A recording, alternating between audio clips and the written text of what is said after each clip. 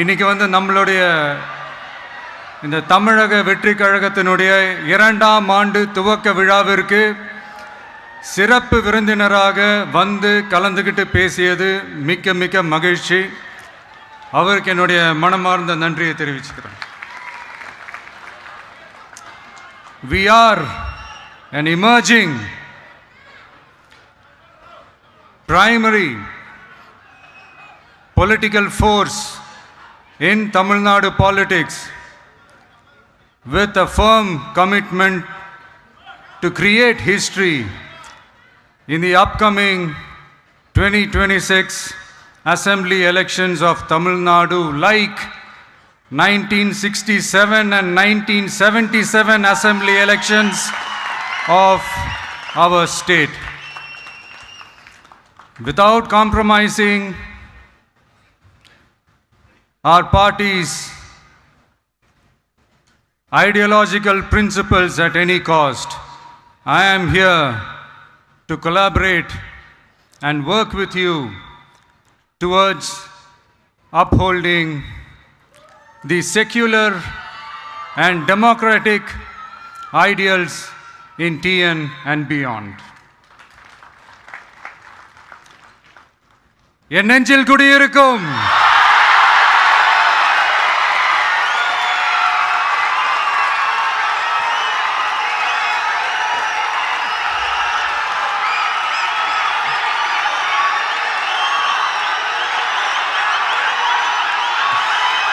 என்னுடைய தோழர்கள், தோழிகள்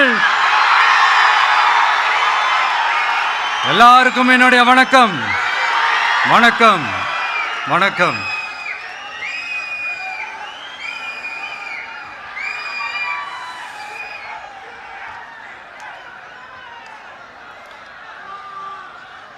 இந்த அரசியல்னாலே வேற லெவல் தான்ல.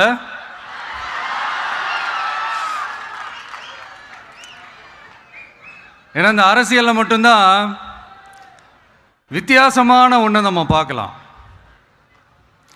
யார் யாரை எப்போ எதிர்ப்பாங்கன்னே நமக்கு தெரியாது.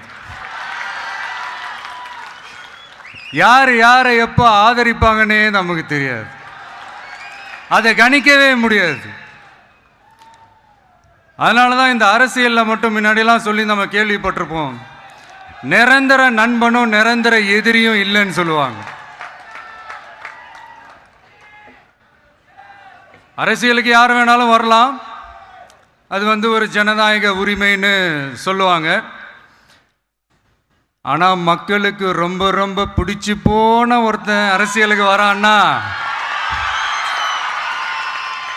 அதை கண்டிப்பாக நல்லவங்க எல்லாம் வரவேற்பாங்க. ஆனால் ஒரு சில இந்த அதிகார இல்லை அது வேணாம், ஒரு சில பேருக்கு மட்டும் கொஞ்சம் எரிச்சல் வரத்தானே செய்யும். அது இருக்கும் தானே. என்னடா இவன் திடீர்னு ஒருத்தன் என்ட்ரி கொடுத்துட்டானே, இது வரைக்கும் நாம சொன்ன பொய்யெல்லாம் நம்பிக்கிட்டு மக்கள் நமக்கு ஓட்டு போட்டுக்கிட்டு இருந்தாங்களே. ஆனா இப்ப இவன் சொல்றதெல்லாம் பார்த்தா மக்கள் மனசுக்கு ரொம்ப நெருக்கமா வேற இருக்குது. அதுவே நமக்கு ஒரு பெரிய நெருக்கடியாகவும் இருக்குது. இவனை என்ன பண்ணலாம், என்ன செய்யலாம், எப்படி இவனை இது பண்ணலாம், க்ளோஸ் பண்ணலாம்.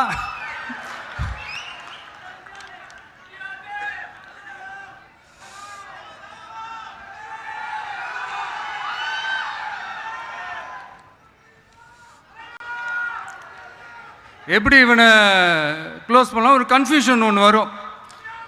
அந்த கன்ஃபியூஷனில் கத்துறதா கதறதா என்ன பண்ணுறதுன்னு தெரியாமல் வர்றவன் போகிறவன்லாம் கட்சி ஆரம்பிக்கிறான்னு சொல்லி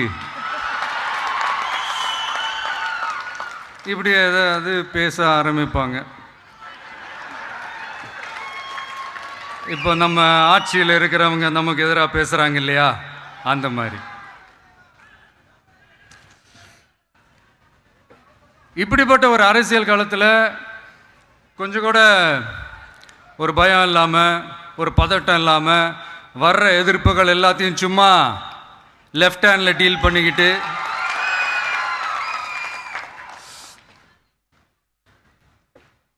இதோ நம்மளுடைய தமிழக வெற்றி கழகம் முதலாவது ஆண்டை கடந்து இப்போ 2வது ஆண்டில் அடி எடுத்து வைக்கிறோம். இந்த ஒரு காலகட்டம் தான் மிக முக்கியமான ஒரு காலகட்டம். ஏன்னா ஒரு அரசியல் கட்சிக்கு ஒரு பெரிய பலமே அந்த கட்சியினுடைய கட்டமைப்பு தான். அதுதான் அந்த கட்சியினுடைய ஒரு வேறு மாதிரி ஒரு அடிப்படை பலமே அதுதான். ஒரு ஆலமரம் மாதிரி ஒரு கட்சி ஒன்று வளரணும்னா அதுக்கான அந்த வேர்களும் விழுதுகளும் ஸ்ட்ராங்காக இருக்கணும் இல்லையா? அப்படி தான் நம்மளுடைய இந்த அமைப்பை பலப்படுத்துகிற ஒரு வேலையை தான் இப்போ நம்ம செஞ்சுக்கிட்டு இருக்கிறோம். தமிழ்நாடு முழுக்க மாவட்ட நிர்வாகிகள் எல்லாரையும் தேர்ந்தெடுத்து அறிவிச்சிட்ருக்கிறோம். இந்த நேரத்தில் நம்ம மேலே ஒரு கம்ப்ளைண்ட், அது என்னென்னா, அதுதான் எனக்கும் புரியல. நம்மளுடைய மாவட்ட நிர்வாகிகள் எல்லாருமே வெறும் இளைஞர்களாகவே இருக்கிறாங்களாம். ஏன் இருந்தா என்ன?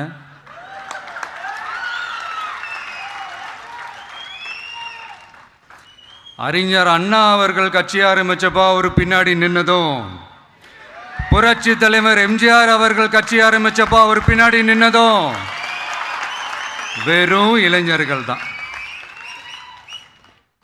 அந்த இளைஞர்களால தான் 1967லையும் 1977லையும் அந்த 2 தேர்தலையுமே ஒரு மிகப்பெரிய ஒரு வெற்றி கிடைச்சது. வரலாறு, அதுதான் வரலாறு. இப்போ அதே மாதிரி நம்ம மேலே இன்னொரு கம்ப்ளைண்ட், அது என்னன்னா, நம்மளுடைய கட்சி நிர்வாகிகள் எல்லாருமே சாதாரண குடும்பத்திலிருந்து வந்தவங்களாம். அதே தான் இங்கேயும் கேட்குறேன், ஏன் வரக்கூடாதா?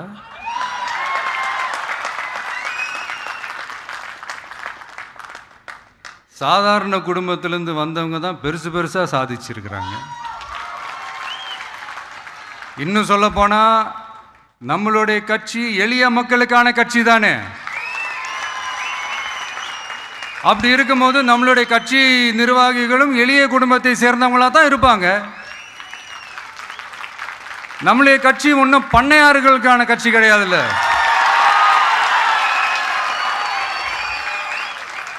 முன்னாடிலாம் அந்த காலத்தில் பண்ணையாருங்க தான் பதவியில் இருப்பாங்க. இப்போ கொஞ்சம் உல்ட்டா மாறிடுச்சு, பதவியில் இருக்கிறவங்களாம் பண்ணையாரா மாறிடுறாங்க.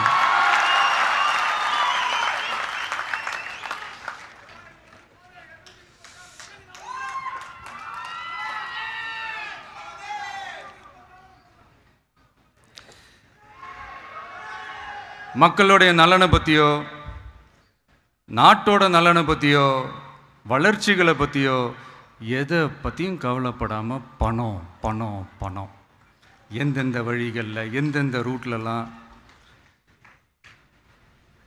இப்படிப்பட்ட இந்த மைண்ட் செட் உள்ள இந்த பண்ணையார்களை அரசியலை விட்டே அகற்றுவது தான் நம்மளுடைய முதல் வேலை.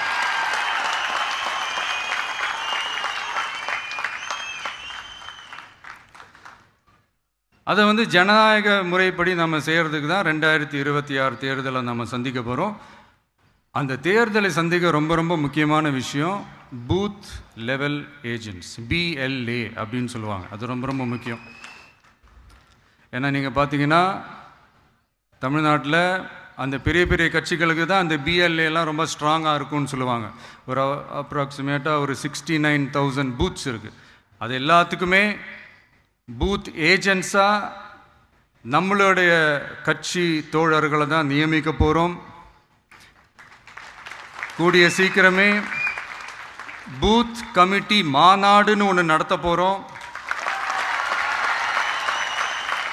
அன்னைக்கு தெரியும் தமிழக வெற்றி கழகம் எந்த ஒரு பெரிய கட்சிக்கும் கொஞ்சம் கூட சளைச்சதில்லைன்னு.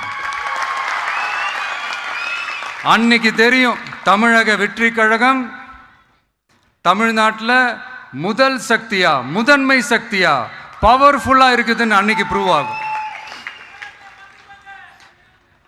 இப்போ புதுசாக ஒரு பிரச்சனை ஒன்று கிளப்பி விட்டுட்டு இருக்கிறாங்க, மும்மொழி கொள்கை.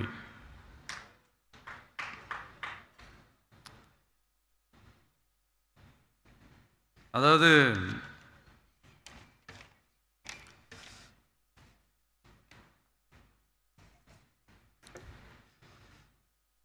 இதை இங்கே செயல்படுத்தலைன்னா இந்த கல்விக்கான நிதியை நம்மளுடைய மாநில அரசுக்கு கொடுக்க மாட்டாங்களாம். இந்த எல்கேஜி யூகேஜி பசங்க சண்டை போட்டுப்பாங்க தெரியுமா, அந்த மாதிரி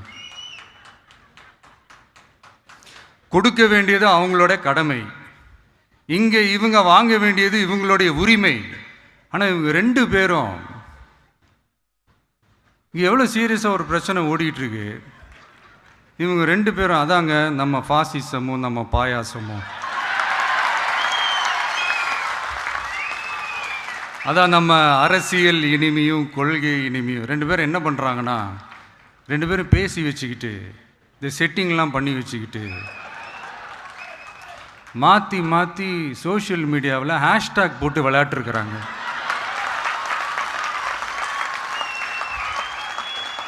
இங்கே என்ன நடந்துக்கிட்டு இருக்கு, அதாவது இவங்க 2 பேரும் அடிச்சுக்கிற மாதிரி அடிச்சுப்பாங்களாம். அதை நாங்கள் நம்பணுமா, மக்கள் நம்பணுமா? What bro, it's very wrong bro.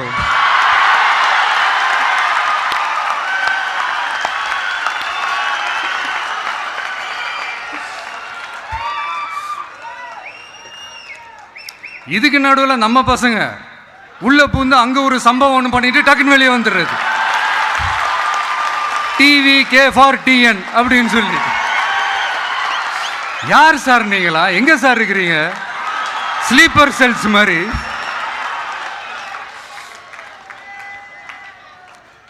அதனால இதெல்லாம் மக்களுக்கு நாம சொல்லி புரிய வைக்க வேண்டிய அவசியமே கிடையாது. அவங்களுக்கே தெரியுதெல்லாம் எவ்வளோ பெரிய ஒரு ஏமாத்து வேலைன்னு. நம்ம ஊர் சுயமரியாதை ஊர், நாம் எல்லாரையும் மதிப்போம். ஆனால் சுயமரியாதையை மட்டும் யாருக்காகவும் எதுக்காகவும் விட்டு கொடுக்க மாட்டோம். நாம் எல்லா மொழிகளையும் மதிப்போம், அதில் மாற்றுக்கிறதே கிடையாது. தனிப்பட்ட முறையில் யார் வேணாலும் எந்த ஸ்கூலில் வேணாலும் படிக்கலாங்க. உனக்கு எந்த மொழி வேணுமோ, எப்போ கற்றுக்கணுமோ, உனக்கு எப்போ தோணுதோ கற்றுக்கலாம். அதெல்லாம் அவங்கவுங்களுடைய தனிப்பட்ட ஒரு உரிமை. ஆனால் கூட்டாட்சி தத்துவத்தை மீறி மாநில தன்னாட்சி உரிமைக்கு எதிராக ஒரு மாநில அரசின் மொழி கொள்கையை, கல்வி கொள்கையை கேள்விக்குறியாக்கி வேறு ஒரு மொழியை வலுக்கட்டாயமாக திணிச்சா, அதுவும் அரசியல் ரீதியாக திணிச்சா எப்படி ப்ரோ?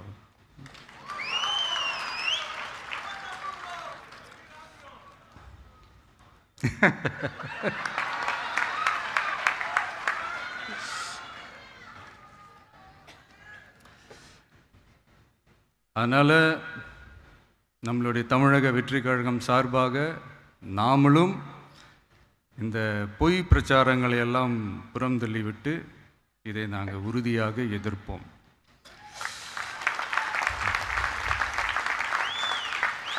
கான்ஃபிடென்ட்டாக இருங்க, நல்லதே நடக்கும், வெற்றி நிச்சயம். மீண்டும் சந்திக்கும் வரை நன்றி, வணக்கம். வேளா நண்பர்களே, நீங்கள் அவளுடன் எதிர்பார்த்த